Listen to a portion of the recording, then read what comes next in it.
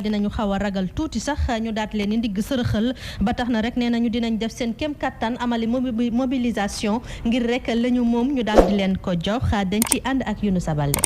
leader parti politique yu bokk ci Yewwi Askan Wi génn ci tekk tekkaaral bu ñu nekkoon ngir artu askan wi ci ab bataaxal bu ñu génnee conférence des leaders bu Yewwi di xam ne nii rek nguur gi ñu ngi waajal ab càcc bu métti ci yenn diwaan yu mel ni Rufisque bañu sukkandiku ci seeni bataaxal pouvoir bi mu ngi def seen kéem kattan ngir fokkati seeni victoire bi ginnaaw bu seeni candidat bi di docteur Omar Cissé jëlee ndam li ci lu soxol ville bu Rufisque ndennee nañu moo gagné Rufisque Est ak Rufisque Nord. Conférence des leaders bu Yewwi ne duñu nangu benn yoon ñu neewal leen doole mu mel ni luy xeeñ ci Thiès tamit neexul dara ci l'opposition bi rawatina coalition Yewwi Askan Wi leader yi di xam ne nii rek nguur gi dafa bëgg def ay njuuj njaaj ngir nangu ndam bu docteur Babacar Diop am ci Thiès ville ginnaaw lapp yu métti bu mu lapp Yankuba Diatara ci waaxi naan Nimzat nekk ci département bu Guédiawaye banlieue bu Ndakaaru lu fa Yewwi Askan Wi nemmeeku dalul seeni xel ñu ni nguur gi mu ngi bëgg sàcc seeni victoire bi waral Ousmane Sonko ak Khalifa Sall di woo seeni ñooñ ñu mobiliser wu ngir nguur gi respecter volonté populaire bi. jaajëf Younousa Baldé Alaaji gis nga ko kon mu mel ni ñoom jamono ji seen xel dalul donte ne jàpp nañ ni ñoom ñoo gën ñoom waa Yewwi Askan Wi rawatina opposition bi. waaw mais gis nga situation bu xasee ba tollu fii rek. day wane ni nguur taxawaayam dëgërul ci localité yooyu nga xam ni fa la des di xëccoo. te néew na tendance yi li ñuy joxe réalité bi bàyyi ko tribunal doon lu koy weddi en général bariwul. mun nañ def recours nag recours yi itam yay gagné ñaaree du bari lool. donc dafay wane ni bu ñu xajamalee ndamu jàmbur wala ñi jàpp ne dañu am ndam mun na indi beneen tournure boo xam ne ci wàllu politique yee fitna baaxul c'est pas la fin du monde. ku gagné ko na nga jàpp na nga gagné mais bu fekkente ni bi dañu ko annoncé 2 jours 3 jours ñoom ñëpp ku nekk am sa ay PV nga toog ba dernier moment yi nga soog ni gagné wuñu parce que boo ñàkkee xëy na mën na def gàcce ci yow mun na def avenir politique ëllëg bu xajam itam dafay poser problème parce que en tout cas Aliou Sall moom yombal na yëf yi mun na servir nag leçon ñu bëri parce que ëpp ñu ko dëkk bu ñu jiite woon enjeu bi ak moom effet bi muy def ci moom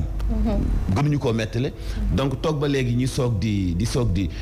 ñaawal li ñu annoncé woon dimanche ba tey di mardi dafay xaw a poser problème moo tax ku leen di recadrer di wax ak ñoom parti bu nekk pouvoir ak coalition Benno Bokk Yaakaar ni mu toll bu demee ba ci dernier moment ñu soog a xëccoo ak fu mel ni Thiès dafay du leen jox crédibilité te du yomb itam jël ndam li ci déjà ñu ko annoncé la jaru ko ndéedéet mu mel ni kon ay recours la yoo xam ne mën na yee fitna. waaw xam nga contestation yooyu noonu mën na remettre en cause la paix sociale te soxlawuñu loolu Ndeye Khady fitna baaxul encore une fois dama koy rappeler sous région bi ak yenn dëkk yu ko wër gis nañu instabilité bi fa am te fi mu nekk nii fitna lu ndaw rek mën na ko taal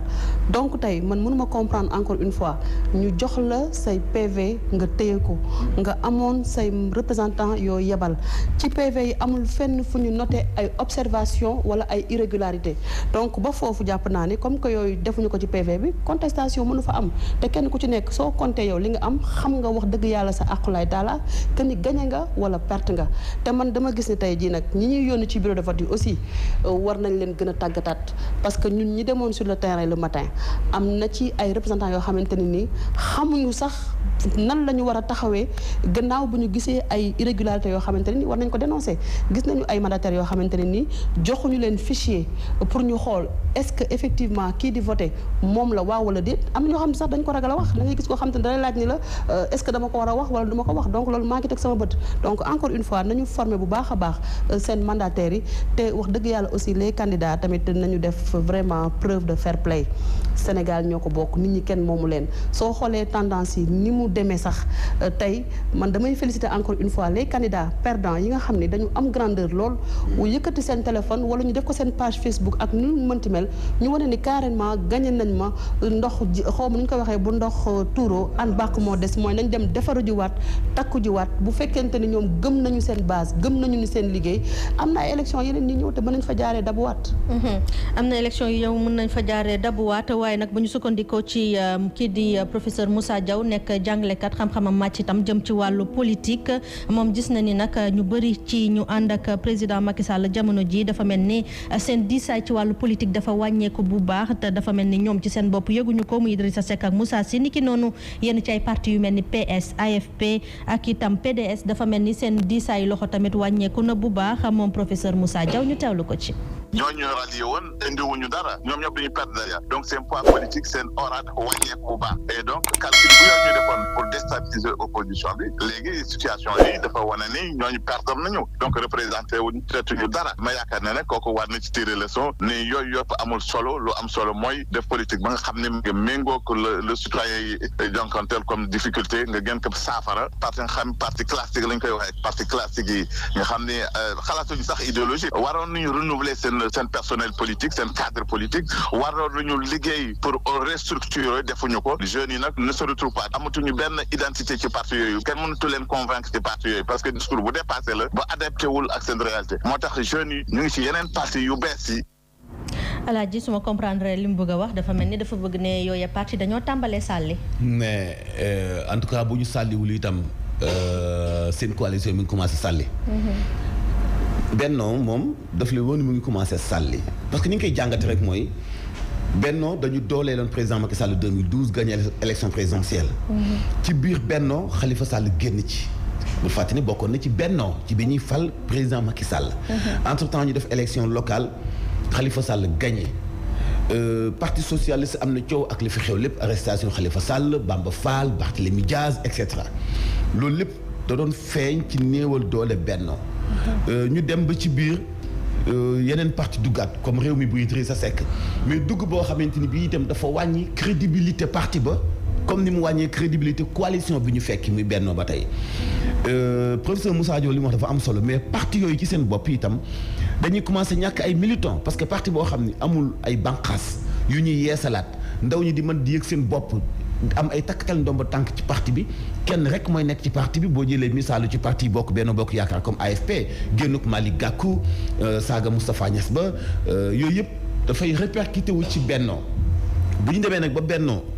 parti yi ci bokkoon ndaw ñi yëg seen bopp ci yeneen i parti yëg seen bopp ci yeneen i coalition ak surtout élection yi ni mu demee nga xam ne localité yu bëri ay ndaw ñoo ko gañu amagul sax 30 ans am na ci moins de 30 ans nekk maire ci ay diiwaan yu wuute ak ay budget yu taxaw am xemmemte ak ambition développer seen diiwaan day dafa am beneen ère politique bu ubbi Sénégal professeur li mu wax dëggantaan coalition bi mi ngi commencé néew doole mais parti yi composé coalition bi ñu ngi néew doole diggante 2006 ak léegi xalaatoon nga Idrissa Seck ñu gagné ko ci même bureau de vote bi nga xam ne ci la voté ci diwaanu Thiès. loolu kon dafay joxe juste misaal ni parti bi bëgg ak bañ dina dee te buy dee du itam dooleel coalition ba muy fekki parce que nit ñi dañu am beneen gis-gis ci wàllu politique boo xam ni li xew léegi moom mooy li ko indi da nga gis ku créer benn mouvement moom lay bokkee ci coalition wala mu créer mouvement moom lay demee ci élection xeetu doxalin boobu ak niñ ci impliqué peuple bi surtout ak ndaw ñi.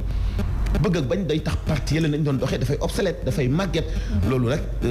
mooy li am ci Benno Bokk Yaakaar ni bëgg ak bañ dina am beneen tournée xoolal parti socialiste mu ngi ci Benno Bokk Yaakaar et pourtant dafa joxe caution ci local yi pour am bannière boppam permettre yenn ci ay militants am yu dul dem ak Benno Bokk Yaakaar ñu mën a dem ak bannière am ci élection yi loolu lañ ci mën a dégg boole ci Dakar boo seetee localité yu bëri Khalifa Sall moo ko gagné Barthélémy Diaz Yoff Khalifa Sall la parce que njiital jeunesse socialiste moo ko gagné HLM parti socialiste moo ko gagné yeneen localité daanaka boo seetee Khalifa Sall li mu gagné tey ku mel ni Ahmed Aïdara mouvement la am gagné ville u Guédiawaye mais mënoo ko génne parce que ci coalition Yewwi Askan Wi la gagné ville u Guédiawaye Yewwi Askan Wi nga xam membre fondateur yi ko xalaat nas ko initié ko mooy Khalifa Sall mi gagné place yu bëri ci biir Dakar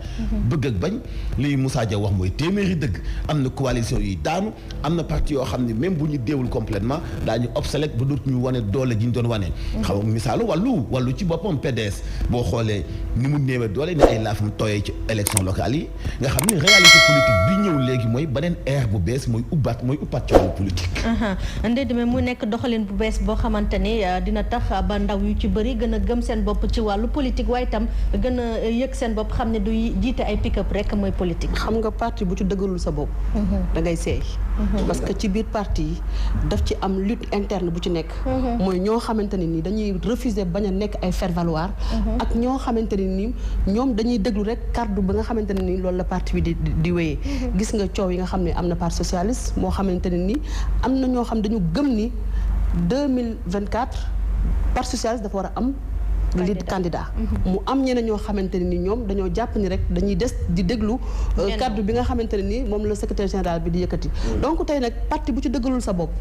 dañ la fay bàyyi train bi da la fay bàyyi parce que dafa am une nouvelle émergence citoyenne bu ñu nemmeeku ci élection yi ndey xar yi gis nga ko ay nit yoo xam ne faale wuñu xaalis boo leen di tuur ay nit yoo xamante ne nii faale wuñu lépp loo leen mën a jënd mu nekk rupture ak les anciennes pratiques yi nga gis parce que bu njëkk ba dañuy wax ni boo amee xaalis di nga gagné ay élection mais fii ci élection yi nii on a vu le contraire on a vu la mobilisation des jeunes yi nga xamante ne nii amuñu sax lu ñu campagner ñu dem détrôner des ténors yoo xamante ni dañu nekkoon ci donkaasi gi yor lu dul jeex tey nag lenn rek man laa jàpp ni à l'avenir ñoom les hommes politiques am nañu problème parce que dañu am léegi ay citoyens yoo xam ni dañu gën a regardant gën a takku gën a am taxawaay ci seen localité ubbi seen bët di xool nañ leen di yoreel seen moomeel parce que yàgg nañu wax ni ñoom citoyens yi ñoom ñooy fal ñoom ñooy fol yi te ñoom ñooy taxaw à chaque fois di wax ni am nañ lu leen neex lu leen naqari ci ni leen yorelee seen gox kon tey parti boo xamante ne ni dëggaloo sa bopp da ngay disparaître